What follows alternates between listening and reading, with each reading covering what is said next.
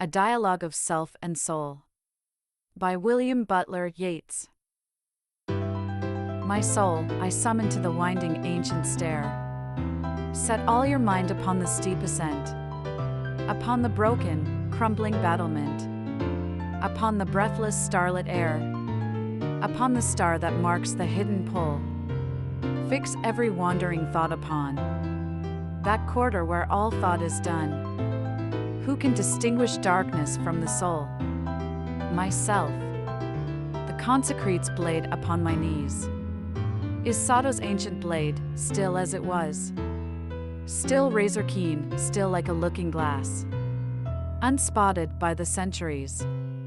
That flowering, silken, old embroidery, torn from some court lady's dress and round. The wodden scabbard bound and wound. Can, tattered, still protect, faded adorn. My soul. Why should the imagination of a man, long past his prime, remember things that are emblematical of love and war? Think of ancestral night that can, if but imagination scorn the earth, and intellect is wandering to this and that and t'other thing, deliver from the crime of death and birth. Myself.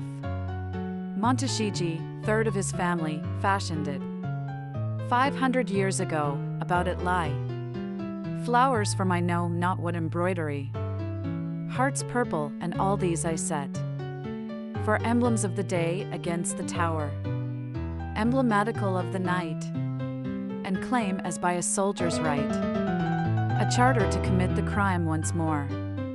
My soul. Such fullness in that quarter overflows and falls into the basin of the mind.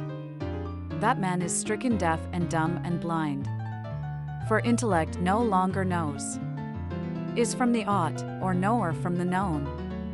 That is to say, ascends to heaven. Only the dead can be forgiven. But when I think of that, my tongue's a stone. Myself. A living man is blind and drinks his drop. What matter if the ditches are impure? What matter if I live it all once more?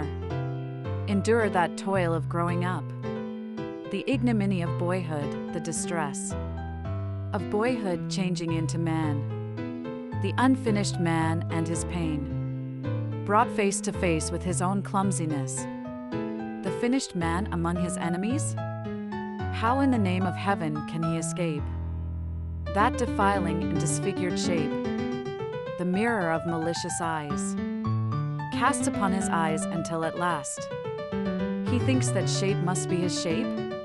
And what's the good of an escape, if honor find him in the wintry blast? I am content to live it all again, and yet again, if it be life to pitch into the frog spawn of a blind man's ditch, a blind man battering blind men, or into that most fecund ditch of all, the folly that man does, or must suffer if he woos a proud woman not kindred of his soul. I am content to follow to its source every event in action or in thought, measure the lot, forgive myself the lot, when such as I cast out remorse, so great a sweetness flows into the breast. We must laugh and we must sing. We are blessed by everything. Everything we look upon is blessed.